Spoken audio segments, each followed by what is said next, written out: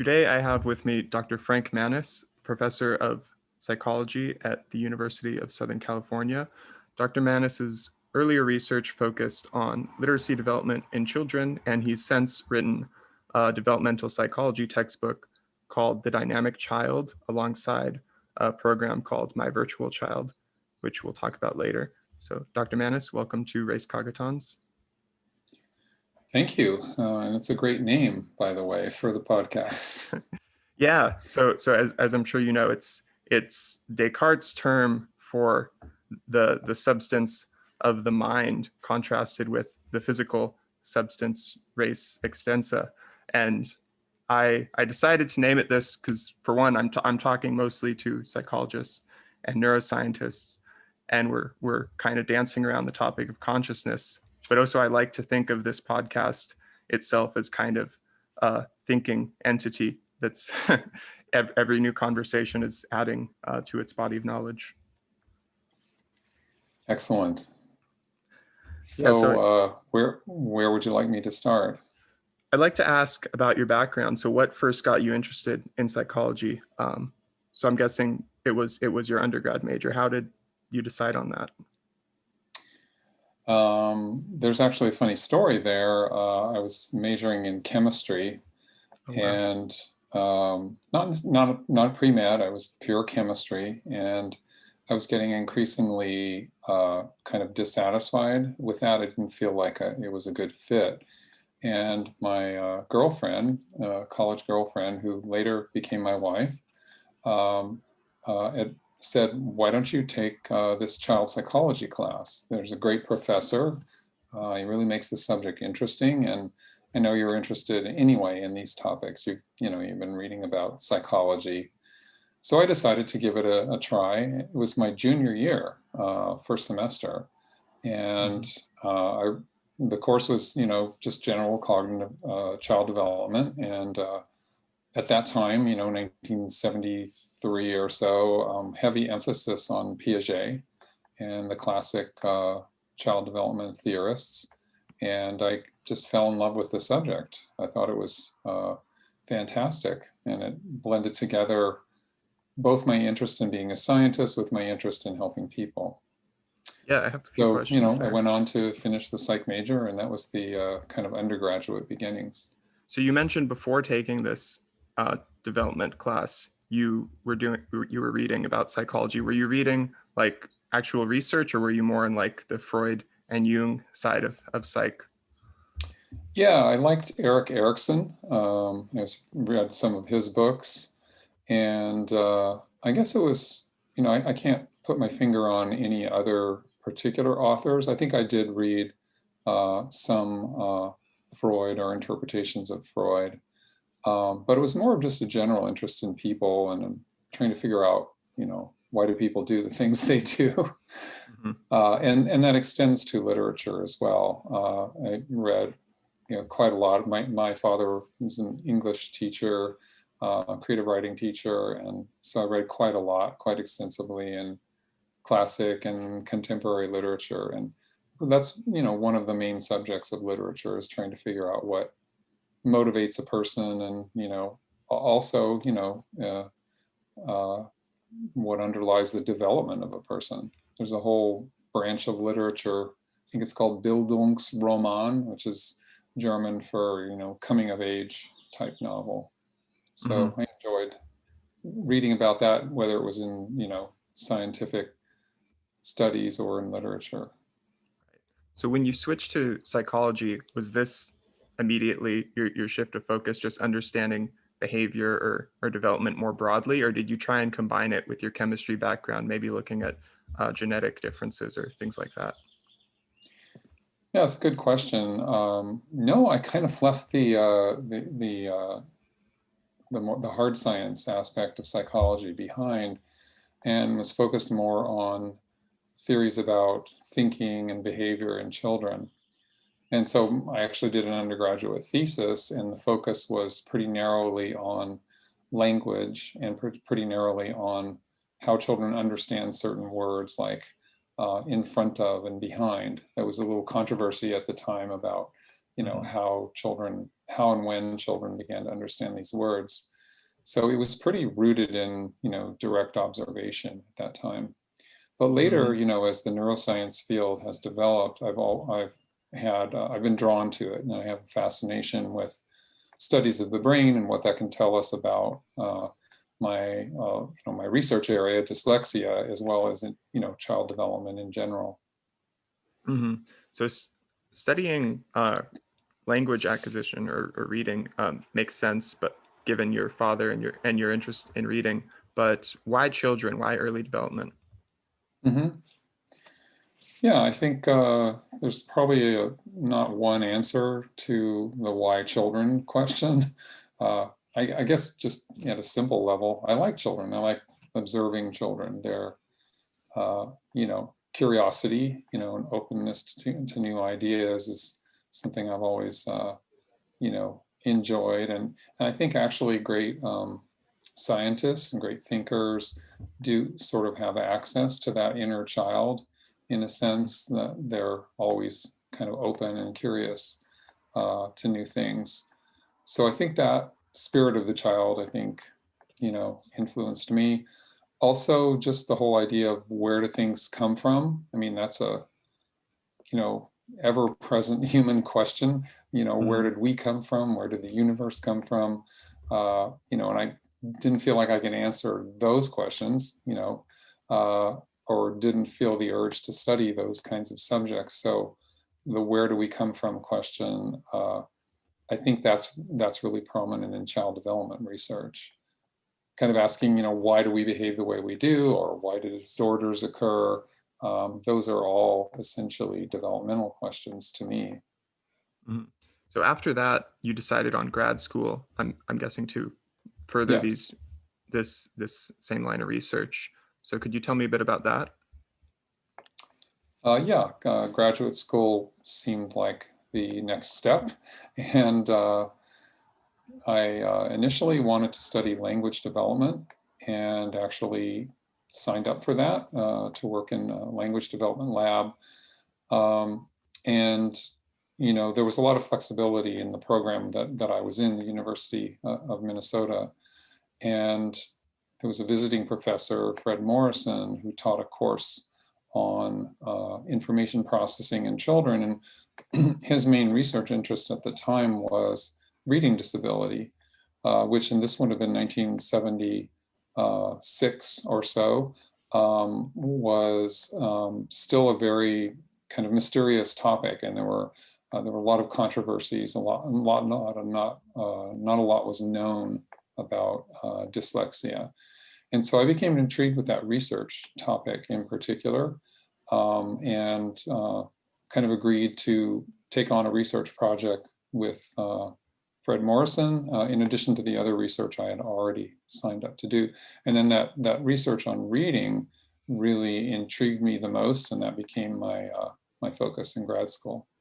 Hmm. Where was the scientific consensus on the whole nature versus nurture battle of language, like whether language was completely learned or whether we had this innate language acquisition device? Well, back, you mean then or now? Then.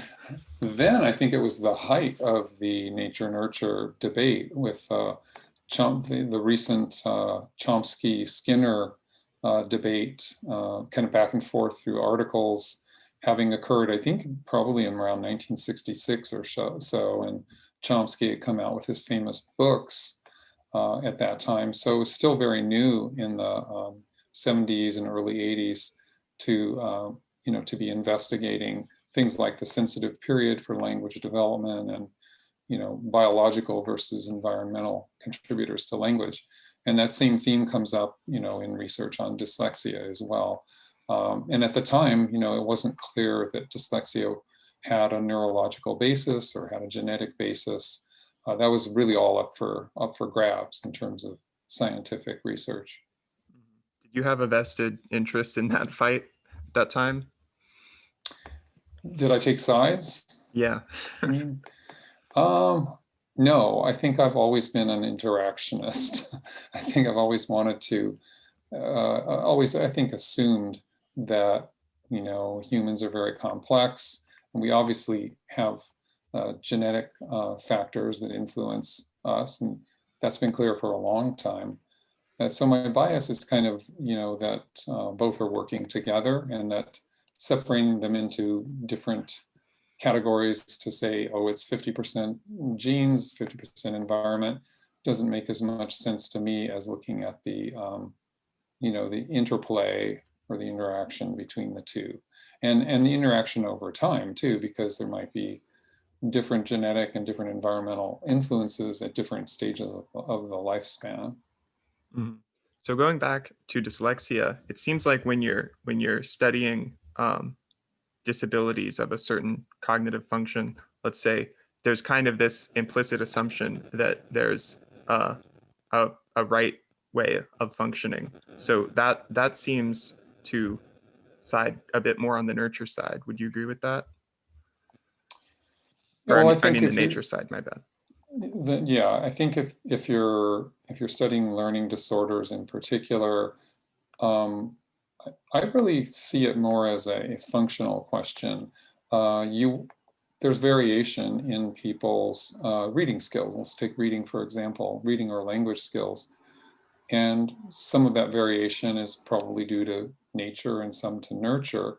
But the question really with a learning disorder like dyslexia is, does it impair the child's functioning? And that relates to doing well in school, doing well at the tasks that are asked of the child, kind of within our culture, in order to develop into a productive adult and citizen.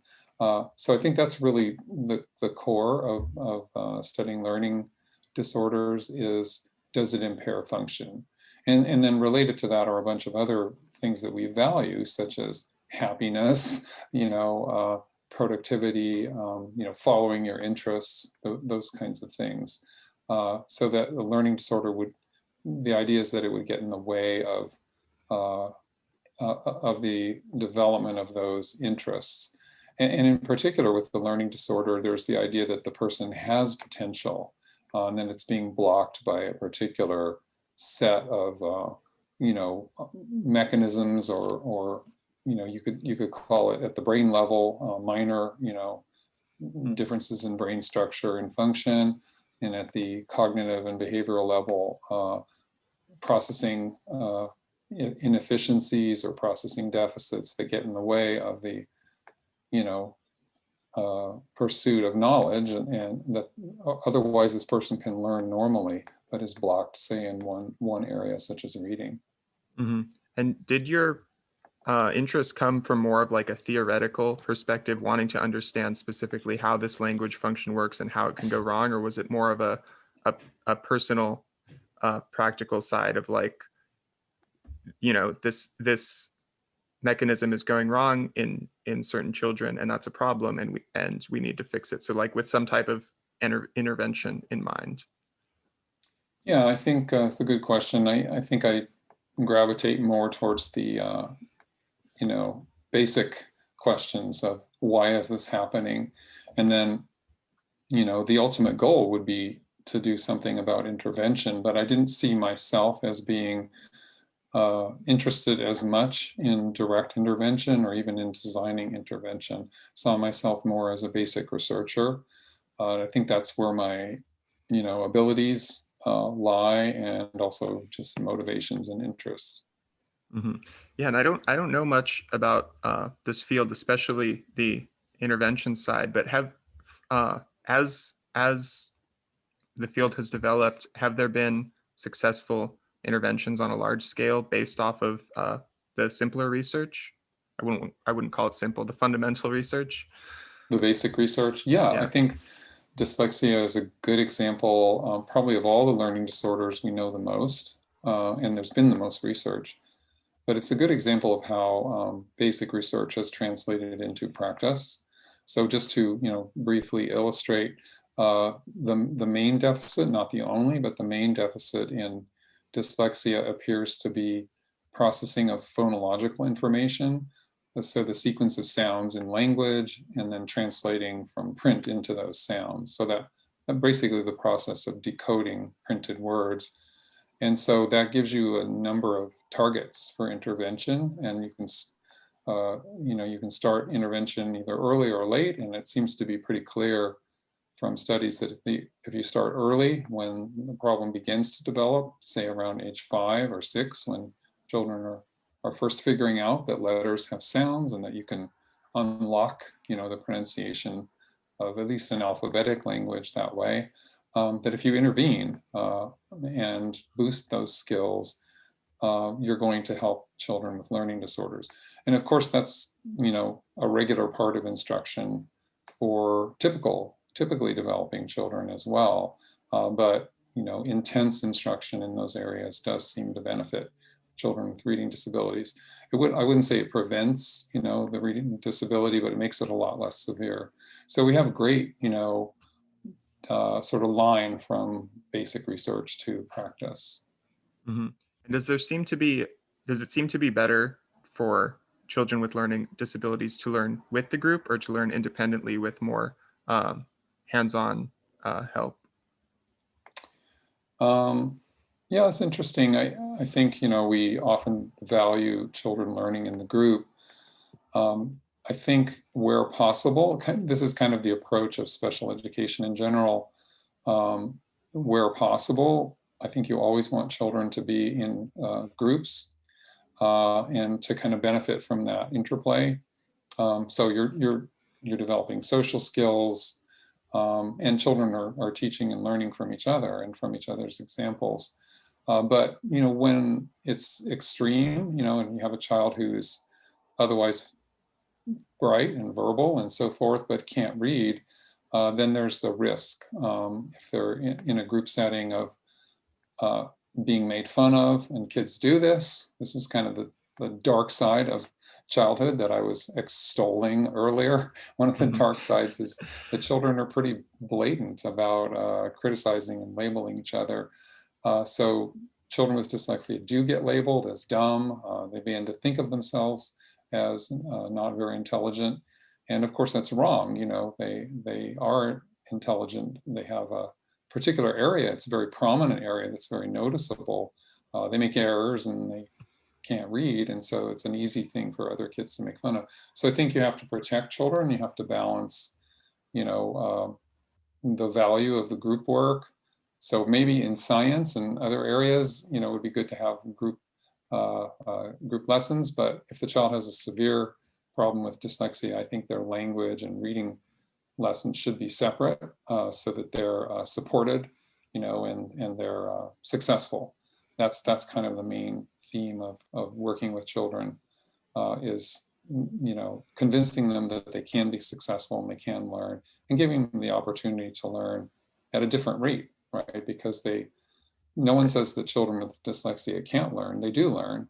They just learn at a different rate and in a different way. So I think there's some balance there that's hard to achieve, but that would be the general goal. Yeah, that makes sense. And is dyslexia primarily confined to language, or is it just the ability to read and extract information more generally? So like, would it apply to math, for example? Yeah, as we've learned more about dyslexia, we've learned that it's more than just reading. So that the idea of the phonological deficit that I mentioned, so think about difficulties in processing sounds, and think about something like working memory, where a big component of working memory is processing sound, remembering words. So when you sound out a word, you actually, are sounding out each piece of the word and retaining it for a short time in working memory, and then assembling it. And that's how you pronounce a word. Well, in math, those same processes occur too. If we're, adding numbers in our head or multiplying numbers, it can be done spatially, but it's largely done verbally, at least as far as arithmetic goes. So there's this, and then also there are story problems in reading where, in math, where you have to read the problem. So to come back to kind of the point there, children with dyslexia very often have problems in basic math as well. Not so much in conceptual math, and understanding, say, what multiplication is, but remembering the multiplication facts is very difficult for many children with dyslexia. And so that's thought to be part of the same underlying phonological deficit. So is it that the more distanced the type of information you're taking in is, the more it's distanced from this phonological aspect, the more likely they are to succeed? So for Generally example, speaking, yeah, yeah. with like an IQ Yeah, test, and there's some of these abstract, like maybe it's a puzzle type looking thing and you're just moving around shapes, that would be easier since it's not specifically related to words or sounds. exactly. Yeah. Spatial uh, spatial cognition is probably one of the most preserved areas. Just generally nonverbal cognition. Mm-hmm. And in the verbal domain, things like meanings, all right, meanings of words, understanding sentences, those are pretty far removed. Understanding, a sentence presented auditorily, that's pretty far removed from the reading context. And actually, one of the amazing things about children with dyslexia, and kind of one of the signatures, is very poor oral reading, but very good comprehension. And so despite the fact that children, kind of skip or miss a lot of words when they're reading out loud, children with dyslexia can often answer questions to a surprising degree of accuracy. So that comprehension of language, that seems to be pretty well preserved. So it really isn't all of language, it's just certain aspects of language that are impaired. Mhm. That reminds me of those scrambled texts you might see where the first and last letter are the same and all the letters in between are mixed up, but you can generally still read it with some difficulty and understand the meaning. Exactly, yeah, and that somewhat simulates what a dyslexic person goes through, in the Uh-huh. sense that not literally, they don't literally see the wrong letters. It's more of a conversion problem of letters to sounds, but that halting nature of reading is definitely kind of uh, what many dyslexic people will describe that they're going through. It's kind of this labored attempt to get the meaning out of a text. Mhm. So what specifically did your dissertation work on in grad school? My dissertation ended up being a look at the development of automaticity in reading, and automaticity is generally defined as being able to read or perform a task without much effort and quickly. And so that is the goal of reading, to be fluent, to be automatic. So, a good, everyday example of automaticity would be, you pull up to a stop and you see the sign, you see the words STOP, and you cannot prevent yourself from reading it. If you try to do that, Hmm. it's futile. You've already read it. And that's true of any word that you see, and that's how advertising works, right? So you see, a sign, with certain words on it, like money, and then so you're attracted to it. What is it saying? There's something about money there, but it's because you read that word automatically. So in my thesis, what I was trying to figure out on a small scale was, when you're learning new words for the first time, how long does it take to become automatic, to read them quickly? And one of the ways I got at that was to have words of different length. And we know that once you become automatic, a word that's, say, 3 letters, 4 letters, versus 7 letters long, is going to be read at the same speed. And so I looked at that length effect, and over practice, and I actually went back several times and had kids practice these crazy new words. They were actually real words, but they were very rare animal names that none of the kids knew in advance. Hmm. And so I looked at that length effect to see, after 4 or 5 or 6 trials practicing the word, would the length effect go away as it should? And I found that it went away more slowly in the children with dyslexia. And so that's, that thesis, it's been published in Journal Vet Psych a long time ago, and many other authors have found the same thing, that there's this delay in achieving automaticity. And in fact, that can continue into adulthood, where a person with dyslexia will say, it takes me 3 times or 4 times as long to read something, as my peers do. So it's really kind of an ongoing, in a sense, lifelong problem in dyslexia. That's very interesting. And what would you say the biggest thing you learned aside from your actual research, so more on a personal level, was from your experience in grad school? That's an interesting question. I think, on a personal level, it would be the value of collaboration. Uh, that the idea of a lone investigator going out and solving a scientific puzzle is kind of romantic. And, there are examples of that, of course. And there is a fundamental aspect of science where you're just going away and thinking and, solving problems. But really the practical execution, if you will, of science involves collaboration. And so I learned that from going to conferences. I learned that from working with my professors, and since then I've learned it over and over again in terms of collaborating with colleagues and with my own grad students. So that the value that I would place on collaboration. Yeah, it does seem like, especially in psychology, earlier research was more of these lone pioneers of the field, and now collaboration is becoming much more common. And I'm wondering whether you think that's because we're just coming to value collaboration in science more in general, or if it's simply because the problems that a single person can solve have already been solved, and now you need more people. Yeah, I think it's more the latter. I think what's going on is that the questions we're asking are complex, and we realize there are multiple factors at work, and so we need specialists from multiple areas. So even in something like my field, dyslexia, you can have people with a neuroscience background, people with a genetics background, people with more of a psychological behavioral background, and cognitive scientists, and all can be contributing. And then don't forget the statisticians, right? Because when you collect all this data, it can be very complex to analyze. So typically, research teams, benefit from the expertise of many people. And this is true in medical settings as well. When you're working on medical problems, it's just quite widespread now. So I think it's the problems that we're taking on. They're very complex. And did you see that in your own research as you came out of grad school, especially because I'm guessing this was as computing came to arise, became more common?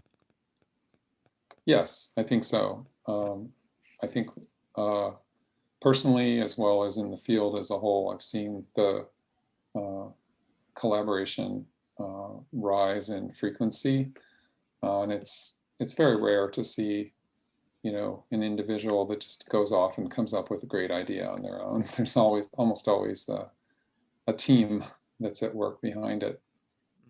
So moving past grad school, what happened next?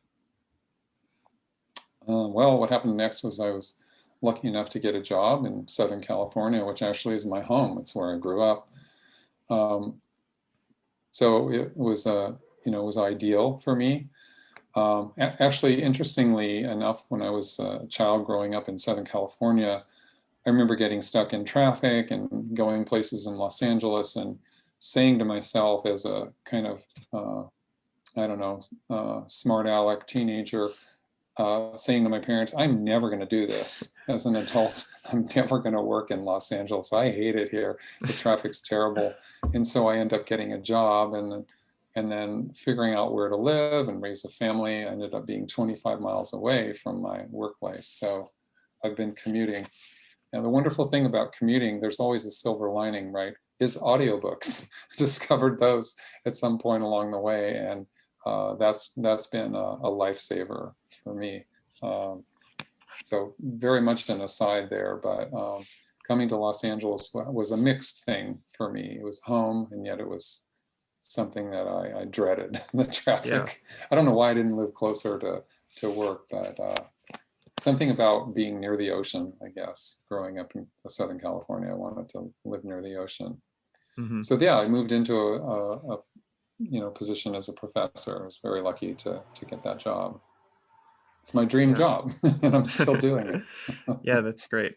So going back to the commute, it seems like most undergrads live very close to campus, and even grad students, some probably more commute, but they live pretty close to campus. But you don't see professors living across the street and walking to school. Why is that? I think it's just the nature of Los Angeles. There's so many different places to live, and everyone has their sort of niche that fits well with them. I know there are a lot of faculty at at USC that love Pasadena and love the kind of inland areas, and there are other people that love the coast. Other people like the West Side. So I think there's just so many different environments in LA that people, if you can, and then also there's affordability, of course. That ends up playing a role. But yeah, where I went to school, undergraduate in Claremont, faculty lived, within a mile of campus. So it was kind of the classic, small college setting modeled after places like Amherst, on the East Coast. Literally modeled. Pomona College was modeled after Amherst. And so they built these kind of craftsman style homes, and the faculty lived there, a lot of them. Very few faculty commuted to the Claremont colleges. So it was this small college town. Yeah. And, I really like that environment. But a big university, it's very rare to find a big university that's in a small town. And they exist, of course, like Cornell, but, most do not. Most are in big cities. Was it similar in Minnesota? Was it more of a small town feel? Well, the Twin Cities is a pretty big area, and I think we did have more faculty living close into campus, but we also had people living, 25 miles out on the shore of a lake, things like that. So there are suburbs there as well, and some people are attracted to those areas. Other people like the close commute. We had one professor who actually rode his bike to school. It's famous among all the grad students when I was at Minnesota. His name is Herb Pick, and he would ride his bike even in the snow. And that amazed all of us, especially those of us that came from California. How does he do it? And he continued this into his 60s and 70s, riding his bike almost every day. It seems impossible to me, but I'm also local here, so I haven't seen snow. Yeah. So when you got to USC, was there any shift of focus in your research? Yeah, I think when you get in a faculty position, you're aware that you have 6 years and you're going to be evaluated for tenure.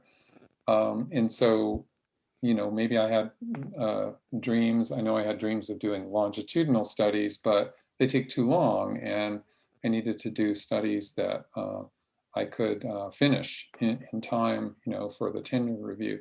So I tended to focus on more small scale questions that could be answered with one study, and a one time, one set of tests rather than longitudinal. So I kind of, even though I might have questions about that were of a longitudinal nature, such as how does this early skill relate to this later skill in dyslexia, I focused on those more short-term questions that I could answer. That reminds me of, I think it was a quote by a Nobel Prize winning physicist, and I don't remember who it was, but the gist was basically, if I had to teach, or if I had to be a professor, if I was up for tenure nowadays, I wouldn't have ever had enough time to do whatever the Nobel Prize winning thing was, because it took far too long, and I would have had to continue publishing. And what does that say about the state of academia to you? Do you think that's a flaw, and do you think that's something that's moving to Do you think that's getting better or getting worse? Yeah, the publisher perish kind of idea. Hmm. I think in the long run, it's good. I think what it does is it motivates people, and it gets people to not dither around and to work on problems that can be solved. And I think those Nobel Prize winning people can still grow out of a university setting. In fact, they do. There are many examples of people who work at one institution and do their Nobel Prize winning work. Um, but I think it's something that happens after tenure.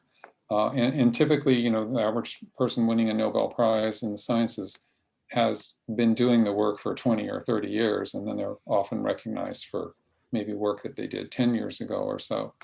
But it's typically beyond the tenure. And the reason, what I'm getting to here is that the reason tenure is valuable is that it then frees you once you reach that 6-year point or 7-year point and you have tenure, then you can focus on any question that you can get money and, you know, people to collaborate on with you.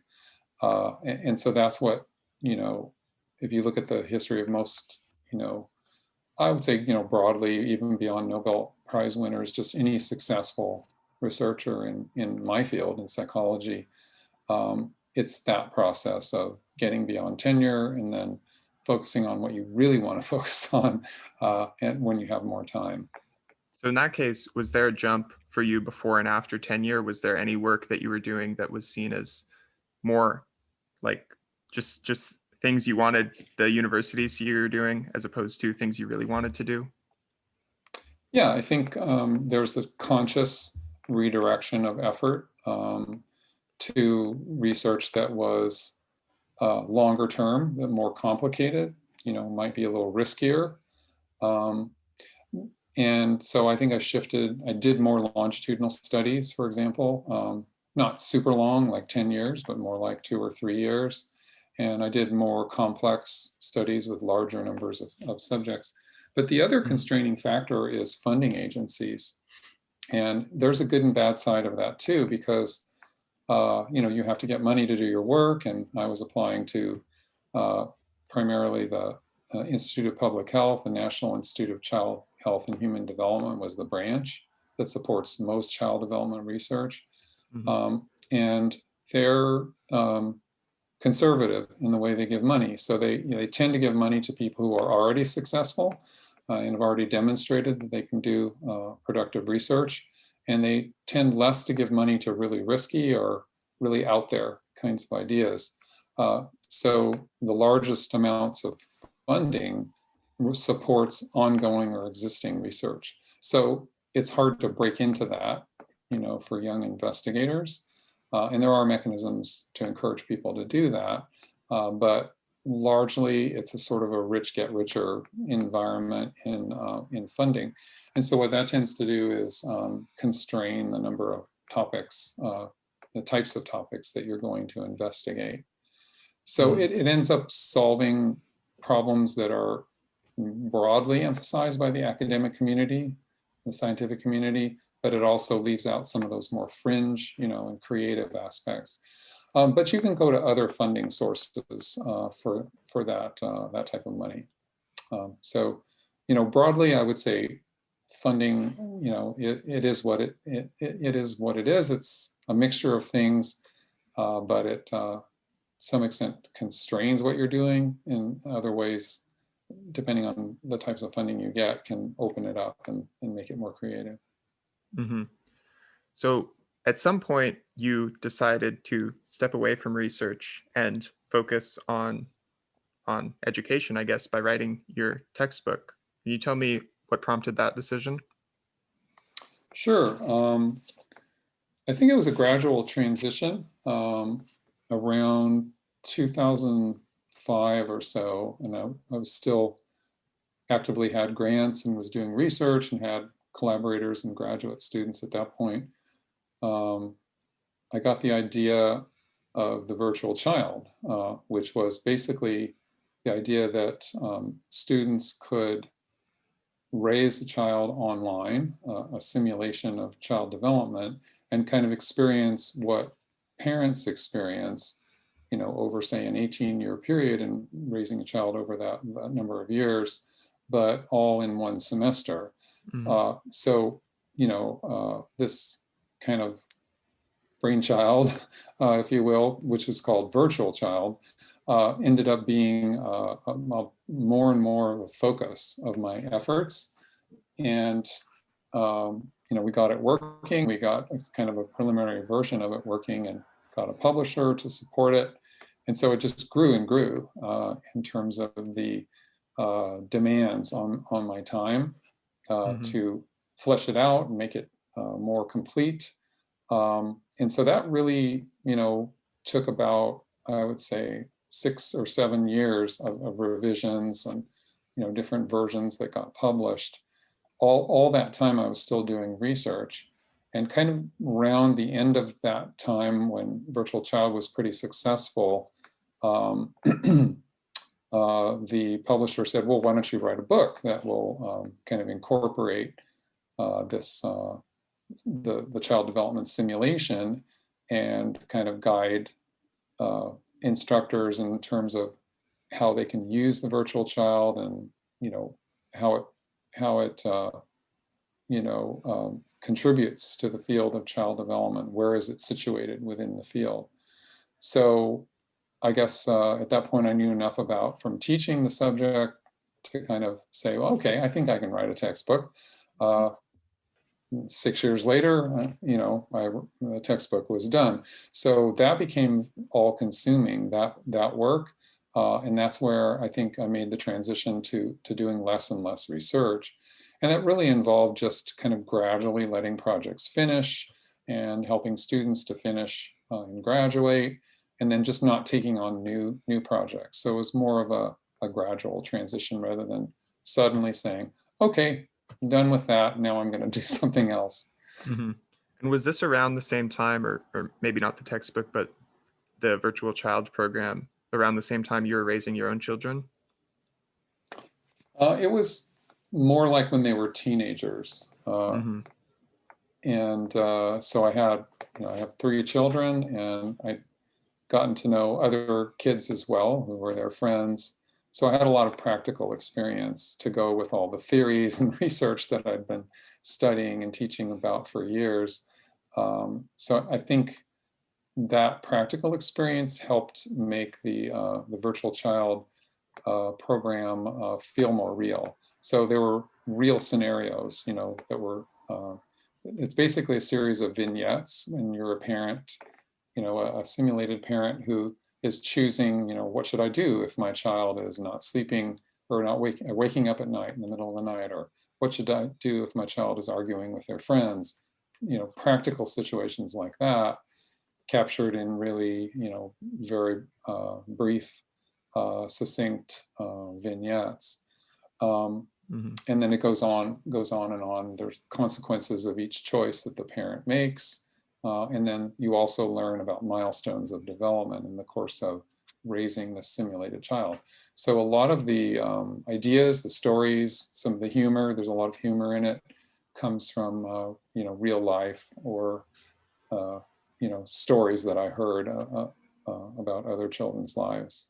Yeah, and some of it is just made up. It's not all based on real behavior. Yeah, there's some creativity. So back to my literature roots, right? There's some fictitious child characters in there as well. Yeah, it was very engaging.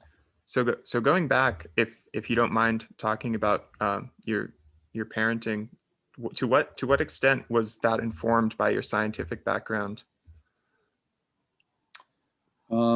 Yeah, it's a good question. I think when you're a parent, you're kind of in the moment, and you respond based on a mixture of your own childbearing, what your own parents did, and particularly if you're doing something new, right, for the first time. And part of it is based on sort of folklore, just what's the general understanding within our culture of how to raise children. And then maybe 1/3 of it is based on science, where I might think, oh yeah, it's good to, give children, and like, for example, you go to a store and you don't want your child to throw a temper tantrum or demand candy when they're in the exit line, or do anything embarrassing, right? And so child development research would tell you, give the child expectations, right? Say, okay, now if you don't scream and ask for candy, if you stay in the cart all the way through the shopping episode, then we're going to get you one treat, or we're going to go get an ice cream at the local store. So you structure the situation, you say what you would expect the child to do, and then you follow through. If they don't do it, then they don't get the reward. So all of that is based on science, on behavioral science, as well as on practical experience. And also, I think, as a parent, putting yourself in the child's shoes and understanding, okay, I'm a young person, I don't know what all the rules are, and so I would benefit from knowing what the expectations are. How should I behave in this setting? So there's a mixture of practical and science. But the science is not, even for someone who is a scientist, I don't think it's the most important thing that in parenting. Mm-hmm. Yeah. So you mentioned getting a lot of practical knowledge that helped contribute to the Virtual Child program, but also, did you see a shift in focus on what you were teaching? So in class compared to before and after you had children, or even during as they got older? Yeah, I think you're teaching a subject like child development, and you would naturally use stories, funny stories, interesting stories, questions and problems you had as a parent. Um, so I use that a lot. And there'd usually be fresh stories, like, so if my children were teenagers, I'd be talking more about those kinds of stories. And of course, changing, the actual names, not sharing the names and protecting their privacy, but just kind of giving a general gist of what the story is. Um, and typically choosing things that are obviously fairly mundane, or not that serious. So stories, a lot of stories, when you're teaching, I think anecdotes and stories are very beneficial in making a larger point and then turning to the research on the question. So that's kind of my style, is to have a anecdote or a practical example, and then bring the research in kind of on an as needed basis. Like how do we actually answer a question that would arise in this practical situation? Right. And that really is the core of Virtual Child, is a series of practical situations. And the way I conceived it was, okay, there's a science behind this, and you're making choices as the virtual parent, but you're going to make your choice, and then you're going to reflect on it. And that's part of the way the program works as well, is to ask students to write about and reflect on their own parenting and tie it into the research that they're reading about and learning about in the class. So it's really a didactic exercise. It's more scientifically based than real parenting is, I think. To go back to the earlier example of real parenting being maybe 1/3 science, and Virtual Child, you're not a real parent, you're a simulated parent, and so you can kind of imagine how you might perfectly deal with a child problem using scientific evidence. But in the real world, it's much messier.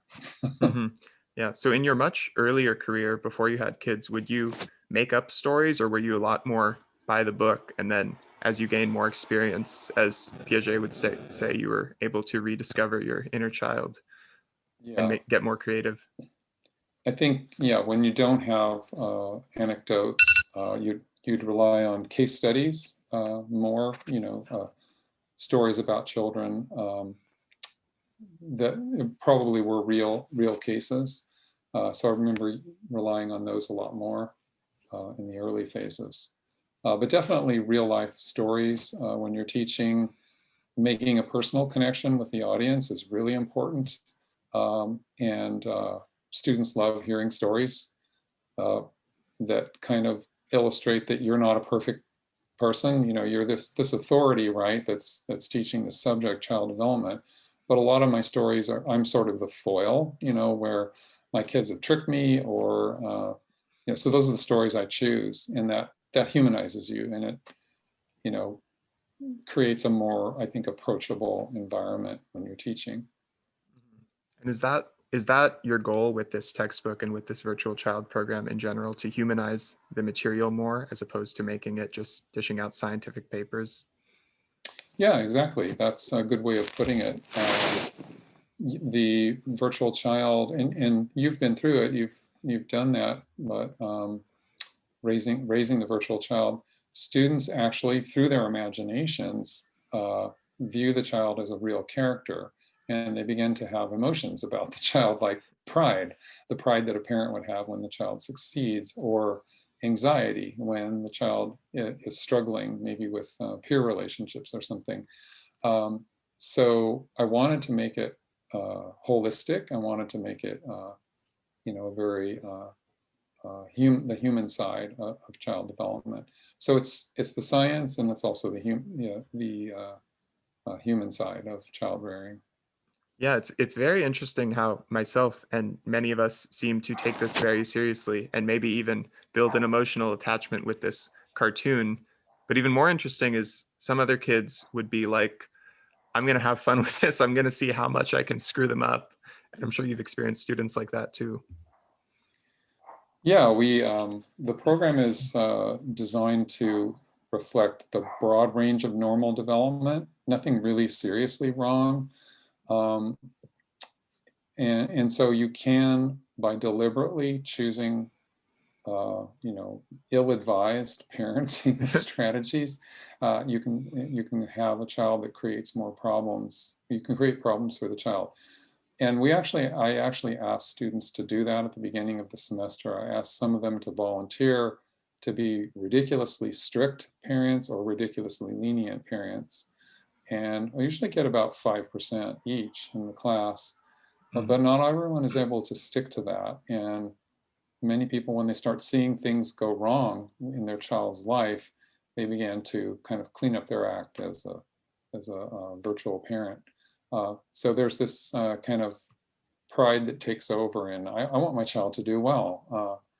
It's a very rare student who can actually stick through to the end and enjoy the fact that their child did poorly in school and had no friends and that sort of thing. Yeah. Have you had any students, now that you've been doing this for quite a while, come back and reflect on, maybe tell you about their actual parenting experience and compare it to what they learned in your class?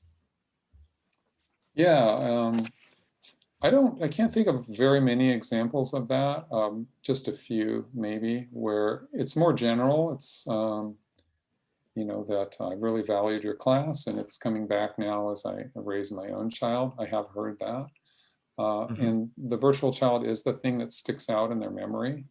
They don't remember exactly what they did with the child, so I don't think, you know, they're in a situation with their own child and thinking, oh, what would I have done? What did I do with the virtual child?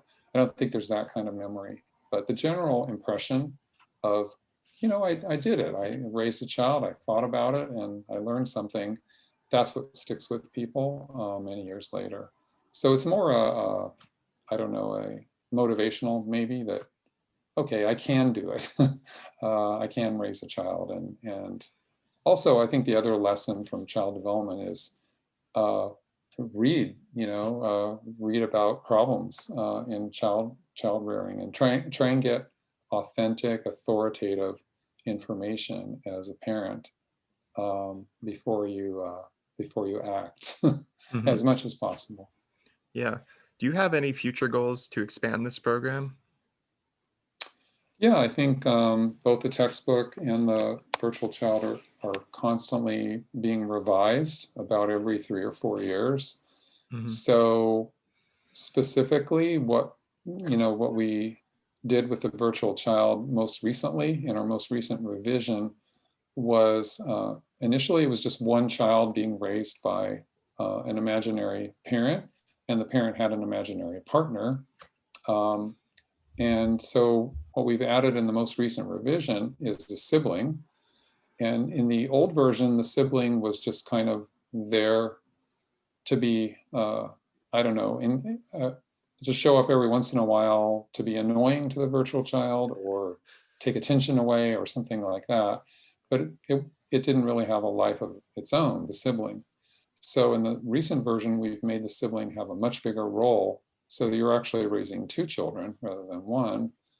And about 25% of the time, 1/4 of the time, the sibling has one or more disabilities. So there's a 1/4 chance of the child having dyslexia, learning severe, moderate to severe reading disability. 1/4 of the children are on the autism spectrum, and 1/4 have some degree of attention deficit disorder with hyperactivity, ADHD, and then 1/4 are neurotypical, as you would say. So you have these different sibling experiences that allow you to reflect on how atypical development is similar and how it's different from typical development. Do you expect this program to always be used in a university setting, or do you have would you like to see it expand to the general public, anyone who's interested in virtually raising a child? Yeah, it's a great question that I keep asking the publisher. And the publishers, their primary goal is to sell textbooks. And so it's been hard to push them beyond just the university setting.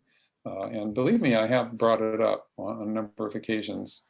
I even thought at one point of hiring some people who do video games and making it, into sort of a more dynamic video game format, which would be more widely distributed.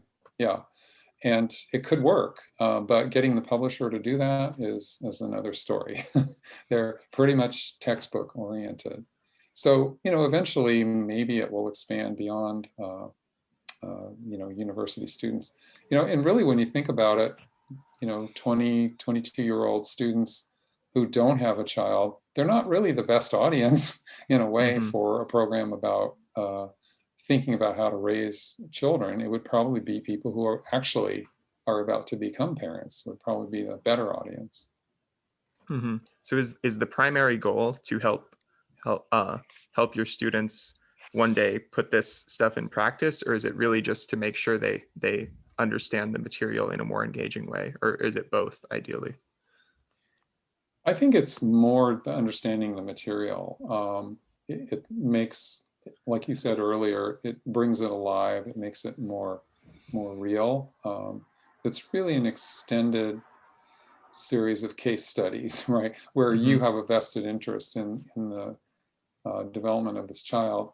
So I think of it as a companion to the learning process and not a guide for parenting. And I always say this, and I have, the manual says this, this is not meant to be a manual of how to raise a child. It's meant to be a simulation in which you think about child development from the point of view of research, what we know so far from research.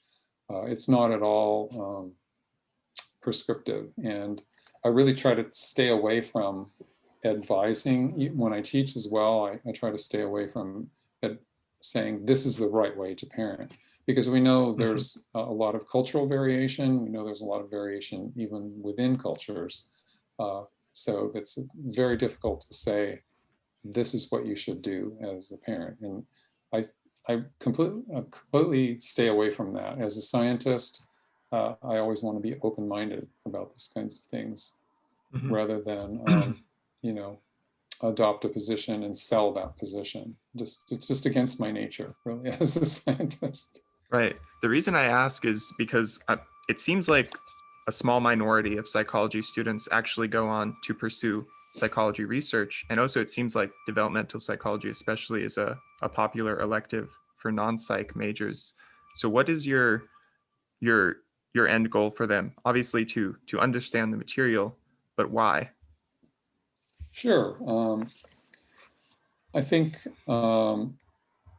parenting is one practical application of understanding child development, but there are many others. And so I would say that's one goal.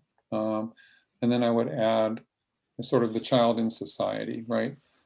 Think about ways in which your knowledge of child development might affect your decisions about public policy, who you vote for. The headlines are filled with issues that come out of child development. For example, should we be supporting parents more through childcare? Should we be, as a government, as a society, should we be providing universal preschool? These are questions that are actively being considered now. And so in a course on child development, we bring up these issues, we bring up societal problems, public policy issues, and then we try to give the best science, what we know about those issues, and then, kind of leave it up to the students later on in their life to pick some part of it, perhaps, that has a bearing on them. For most, it might be parenting, but for many, they could end up in positions where they would be, executing public policy that has to do with families and children.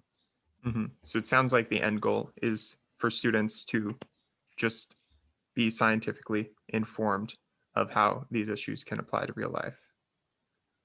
Exactly. Yeah. I think being knowing the science of child development and then knowing sort of how to find out and how to read and critique what you hear in the media, or even a good science journalism article, to read that with a critical eye, and to base your judgment on how well the research is done and not just on what you want to believe. So I think that's what we push for in a psychology course in general.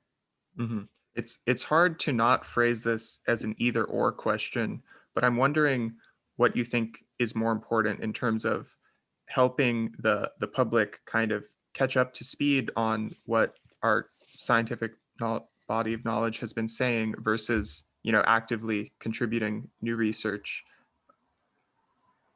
Yeah, I think I think both. I think I'm emphasizing the educational part more at this point in my career, but it would have been the opposite. 20 years ago, I would have been emphasizing the discovery of new knowledge to a greater extent.